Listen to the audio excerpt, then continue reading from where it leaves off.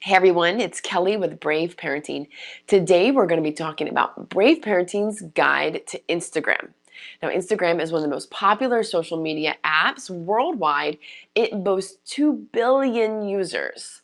It's popular amongst children as well as adults.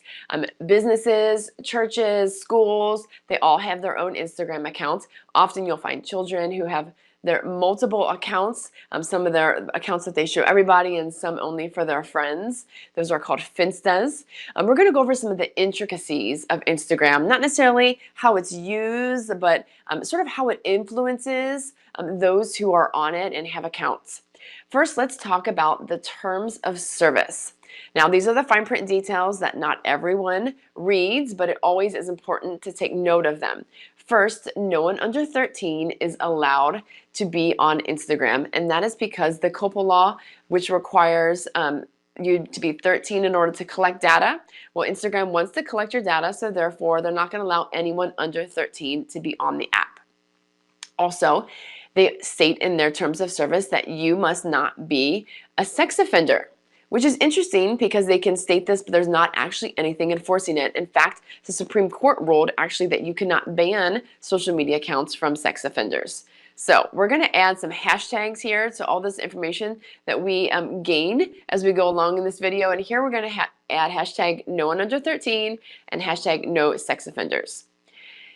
The next thing in their terms of service that they are very clear about is that they want this to be a safe place, but they cannot guarantee that it is safe. Also, no matter what happens, they are not responsible. To the fullest extent that the law can protect them, they are protected. They're saying, hey, we're putting this platform on there. We're saying behave in a certain way, but if people don't, we can't really do anything about it. We want it to be safe. We hope that it is, but if it's not our fault. We're going to add the hashtags here, not safe and hashtag not responsible.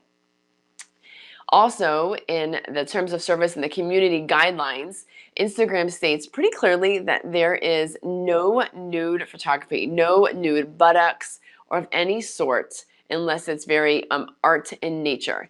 Also states that no pictures or video of sexual intercourse is allowed.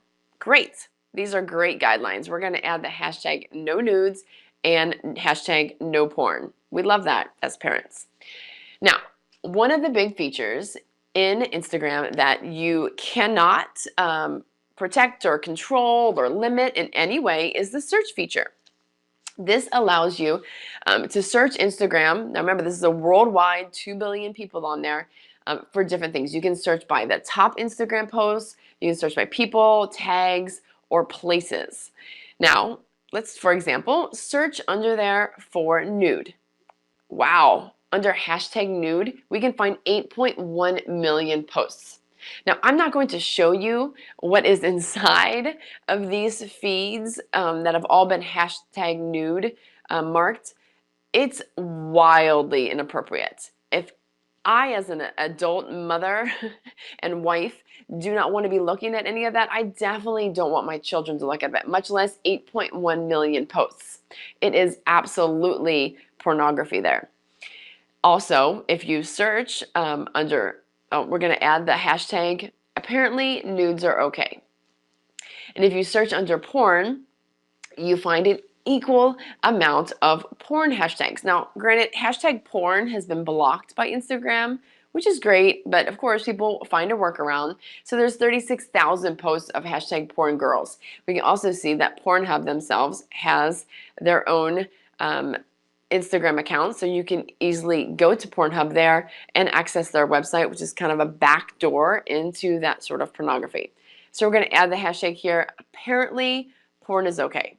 So they can say in the community guidelines that they're not going to allow it, but because they're saying, hey, we're not responsible for what people post, this is the reality. People are posting all kinds of crazy stuff and stuff that really we don't want our children to see. Now, another feature of Instagram that's really popular amongst children is the direct messages. If you've heard people say that they are DMing someone or someone received a DM, this is what this means. It's a direct message. Now, if you're in your feed and you want to direct message someone, it's up in this arrow, and you're allowed to then send a private message to anyone. This is great in order to connect, but we have to realize that this is on the internet, and so it's very easy to hashtag hide your conversations. Now, looking further into this direct message, you can see there's all sorts of features here. They stole that disappearing photo feature that Instagram had, and they put it in direct messages. And this is where you can do that. You can take a picture that's set to delete after a certain time when a person sees it. You can add filters. You can add all of those fun things that you want to do in your messages. And you can also video chat, which is kind of like FaceTime. Again, all inside the Instagram app. We're going to add the hashtag here, hashtag online conversations, because again, these are all online. Nothing is limited and monitored by normal phone controls because this is all inside the app. Now, also inside direct messages, they give you the feature to unsend something. So this is important because this is where a lot of hate and bullying and drama really can occur, because they can send all these messages and then they can unsend them. So if your child knows that you're going to check their DMs and you're going to review it with them, they can just unsend something and then it's gone from their device completely. Or they can just delete the conversation and completely hide it from you. So we're going to add the hashtag here, delete your conversations, because this is often what kids will do. And it's this private way of communicating, so that way it's not stored on the phone, right? Because your text messages are on the phone, they're stored there. It can be found because it's being stored on the actual memory of the phone. This is not so, since it is all online, internet-based communication. Another intricacy of Snapchat is this idea of influencers. This is where Instagram has really become popular, using people who have many followers to be influencers. So you'll have anything, clothes, services, you name it, and they will find someone who has a lot of followers and they'll say, hey, will you advertise my product? You know, here's a pair of jeans, would you pose in them and then advertise them and send them to our website? And so that's what these influencers do. So let's take a look at what some of these are. These are adults doing this. Over here on this picture on the left, we see this woman in this very, endearing picture with her boys, right? It's great, it's sweet, and it draws you emotionally in. However, she's advertising the sheets that are on the bed that she's sitting on. And she's, drawing you to that website. She's saying, hey, this is an ad. Here, use this, code and you can get a special deal. Now, there's nothing special about the sheets at all, except for you're drawn emotionally to that sweet picture of her and her children. And so what this does inside of us is we're influenced. We think, oh, well, I want to look like that sitting on my bed with my children. So maybe if I get those sheets, I'll look that way, which is crazy. But that's actually some of the subconscious things that happen in our head. Similarly, in these other two pictures, you see these adult women who are posing, what looks like very, naturally, maybe not so naturally in front of the Eiffel Tower, but they're posing in a way and they're advertising different products in a way that says, hey, I have the power of influence. Look at me, look how great I look and how perfect I look, and this is how I look all the time. What we need to have eyes to see when we're looking at these sort of influencers is that this really isn't natural. This isn't someone taking a selfie of themselves, right? This is someone posing for a professional photo. They have, cameramen, on the other side posing and getting the lighting and all of that right. This isn't necessarily a natural thing or the natural way that they look every day. So we have to have eyes to see that, especially our children, because they will see these influencers and think, well, I want to be just like that and I want to have the power of influence. Why can't my pictures look like that? And then they'll spend an exorbitant amount of time trying to take and achieve those kind of photos to become an influencer. We're going to add the hashtags here, hashtag ad, hashtag paid to advertise, and hashtag not natural, which is really what these influencers are presenting, is a not natural look to their everyday life. We also have in the category of influencers, children. There is a huge platform of children who have, thousands, if not a million, followers on Instagram, watching their every move or watching what they're wearing, their clothes. Now, we remember you cannot be under 13 on Instagram, so we're going to have to remember the hashtag managed by mom, because really these are parents who are putting their children on Instagram and promoting them and gaining that popularity through their children. Now, something that's interesting that I have found with teenagers is they'll see these children with, 500,000 followers, and they'll say, "Ah, how is that 5-year-old have more followers than even I do?" And then they're like almost jealous that this 5-year-old has more followers. And they think, well, then I need more followers. So then they start doing more things to gain followers. And when you're a young teen or teenager, a lot of times what you're doing becomes inappropriate because sadly, sex sells. And that's what gains popularity and followers. So it's kind of a slippery slope here, this idea of, well, I want to be an influencer and I want to have all these followers because that sort of equates my popularity and my fame. And I want people to like me and to like my posts and to want to be like me.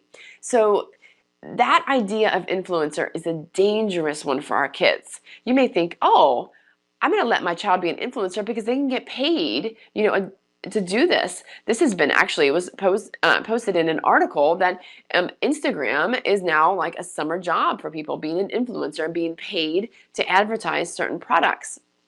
That could be well and good if you have a solid state of self-worth and self-discipline, but spending this much time on Instagram trying to gain these followers can really mess up and hurt a child's self-worth.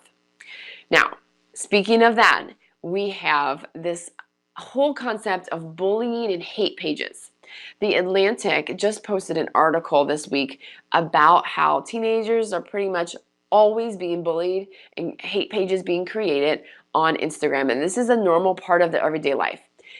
The idea that I really want you to get here is that when we put ourselves out there, these pictures of ourselves, that we want to be an influencer, it's essentially us asking, like, worship me, like me, follow me, I'm important. They're asking for this validation from their peers and from the world around them. Well, anyone who doesn't have that same self-worth or find that worth in your child are easily going to then become haters or bulliers. They're going to find something negative to say, something mean and evil, because if I make that person feel bad, then maybe I'll feel better, right? This is like psychology 101, however, is being played out on this global scale with the tools that we've given our children within Instagram. This is from the Atlantic article. They posted this. This is a sort of a gossip page that's been created for a high school. And these are very prevalent. I've heard about them personally from many people, that these sort of hate pages, whether they're personal hate pages or school pages, gossip pages, where they're posting all sorts of inappropriate stuff, gossip about peers and students in their school. We're just going to add the hashtag here, who signs up for hate? Because if you know this is happening with your teenagers, what parents, I implore you, what parent wants to give them the tools to either hate someone or to be hated by someone? And also the hashtag not meant to be worshipped. If you're going to allow Instagram for that communication with friends, that friend group of who's following them and who they follow should really be limited so that they're not being hated and bullied in all of these ways on Instagram. Now, this leads into Instagram's new campaign of well-being. They want to stop bullying. They are using this machine learning, as they say, or basically, artificial intelligence to get rid of bullying. And they also want to help you be more intentional with how much time you spend on Instagram. Now that we know that children are spending, up to 9 hours a day on media, and Instagram is one of the main culprits of just scrolling through pictures and also causing feelings of loneliness and lack of self-worth. Instagram's trying to do their part. So they've created some new features, and we're going to go over a couple of them. First, to get to the settings, if you're not familiar with Instagram, but your child may have it, let me just show you how. You're going to go to the person icon, and then you're going to click up in the top bars, which is number 2, and then down at number 3, you're going to go to the settings. Add the hashtag. Parents can modify the settings. This is great. We can get in there, we can look at these. So first, let's take a look that you can see your child's activity. At the end of the day, they turn in their phone, you can go into Instagram, you can look and see how much time they spent. If you don't have it being monitored by any other way, iOS 12 or Circle inside the home or something else. So you can see how much time is spent. You can also set reminders for your children to basically get off. Like you've been on for 30 minutes, maybe it's time that you take a break. This can be a really great feature. However, the child can change these settings. Hashtag, yes, it encourages awareness if you want that awareness, but if the child doesn't want that awareness, they can just change the settings and turn those reminders off. Another feature that you can do is you can monitor what posts your children are liking, as well as checking their search history. Well, this is great. I would love to be able to make sure that my children are not looking at inappropriate searches, whether they be nudes or porn, or more dangerous things like cutting or suicide. However, hashtag child can change clear the history, and child can change the settings. We know this, right? So we can attempt to monitor, but they can go in and change all of these. There's no parental controls here. Now, under privacy and security, it does give you some controls for both your story and your comments. But what we want to note here is you can hide your story from anyone that you choose. So we're going to add the hashtag here, hide from parents, because that's essentially what our children are going to end up doing, is hiding some of the stuff they don't want us to see from us. That is, if we're on there and if we're following them. Or they're going to hide it from other maybe adults who should be keeping them accountable to good behavior. They can easily hide these things. Also, under the comment controls, you can turn off comments from certain people, certain peers who may not be a good influence, or maybe bullying or just saying mean things. You can do this, and this is good, right? So we're going to add the hashtag block the haters. Also, Instagram has given you a lot of options to modify the notifications that come in through Instagram. If all of your notifications for Instagram were on, and you had any decent amount of followers or anything, you would just get constant notifications on your phone. When we consider this idea of really using our phone intentionally and being present inside of relationships and not being distracted by our phone, these notifications are going to be really important to take a look at. And there are a lot. You have to go through every single one and decide what you want to be notified by, or what you're just going to be going into the app and look for. Otherwise, every ding, ping, ring, buzz of Instagram will constantly distract you. If you've looked at a teenager's phone who has Instagram, if it's just sitting there, you can see the Instagram notifications that just come in on a constant basis. So here you can try and turn these off. Again, hashtag child can change, but hashtag it's worth trying. If your child is on Instagram and you want to decrease the amount of time that they're on there and the distraction, it is worth trying to do this. Now, we want to talk about the intricacy of Instagram and sort of it being a verb now. Now, Instagram isn't just an app. You can actually, as a verb, Instagram something, right? It's that act of posting something on Instagram. And then we have this idea of something being Instagrammable. And that is basically worthy of being on Instagram. So this culture on Instagram have sort of set this level of perfection. Some people have said that it's almost too perfect. As you scroll through your feed on Instagram, people look too perfect, too happy, too good, that it really kind of leaves you feeling so much less than, and your life is boring and not that great. So this idea of perfection, this is where it's kind of led. One is weddings. We see a lot of people making their weddings very Instagrammable, these pictures and these moments, making sure that they are worthy of Instagram. So we have here in these pictures, we have, you can hold up and set these settings for an Instagram photo. You can also see here the verb, if you Instagram, use hashtag whatever. So everybody's sort of creating their own hashtag in order to funnel all of the pictures from a wedding or an event or a birthday party to one area, so that the person who's hosting it can see all of their pictures.